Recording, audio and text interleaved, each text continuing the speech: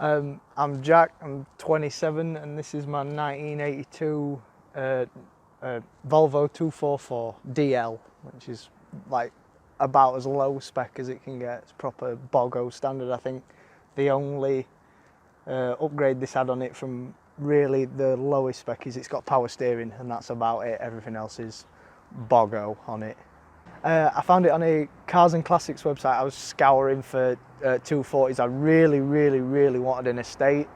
I was like, I don't want a saloon, I want an estate.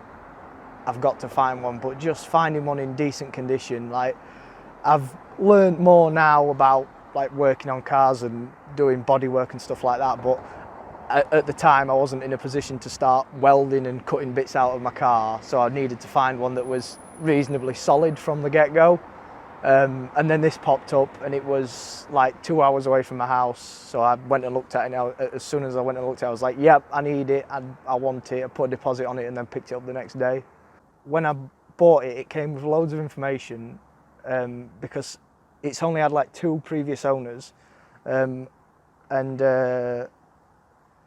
the first owner sold it into like the film and television industry. So it's actually been in like loads of films, like when they do like a classic film, or it needs to look like it's an 80s film. It's been in the backdrop in like 10 or 15 films, and the last film it was in was, it was on, I don't know if it is still, but it was on Netflix. It was a film about Scottish gangsters called The Wee Man. And it's like, it's not really a film about cars, but it's the hero car, like he drives it the most in that, so it's quite cool that you can like watch a film and be like, oh, that is my car. It's like, no, it looks the same. No, that is literally my car. But it was cool because it came with a lot of history, a lot of information about it, and that's why it hasn't got a lot of miles, because I should imagine it's just spent most of its life sat in like a lot somewhere waiting to be taken out and wheeled out for the next film.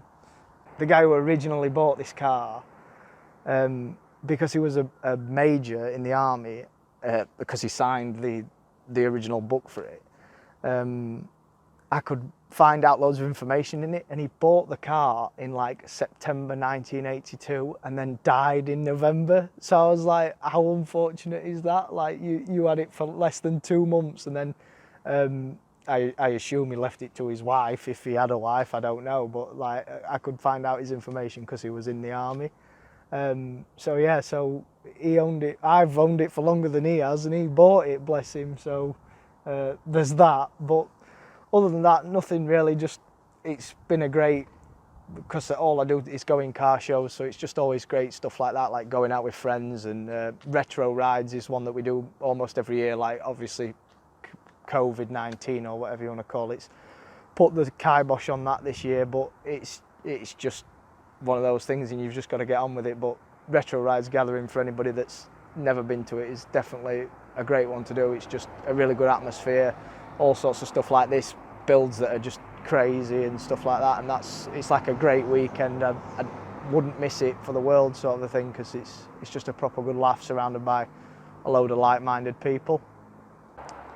It sounds daft, but I'm most proud of the look you get off of, like, I remember when I first got it, and you'd ride round in it, and you'd like, a certain generation of people, you'd like look at you in an old car and be like, look at that young man in that car.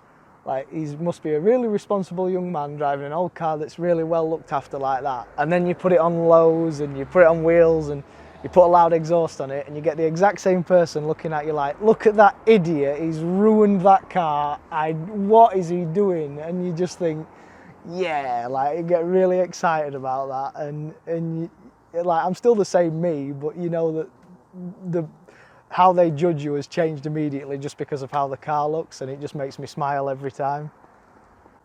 I went to Volvo to try and get some, just, it's little dress-up bits really. Like, I wouldn't buy all genuine parts when there's like OEM plus dealers, or whatever you want to call them, aftermarket parts dealers, like.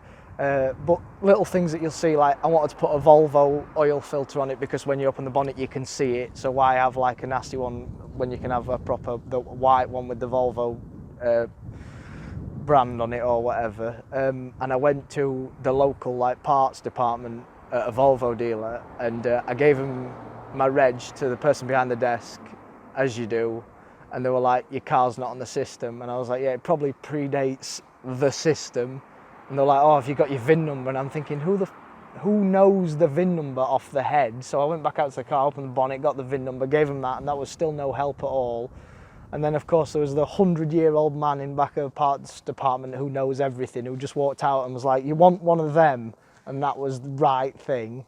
And thankfully he was there, else I don't think I'd have got anything. But it's not too bad to get hold of parts. Little things are more awkward, like it's got the windscreen wipers on the front and they both broke.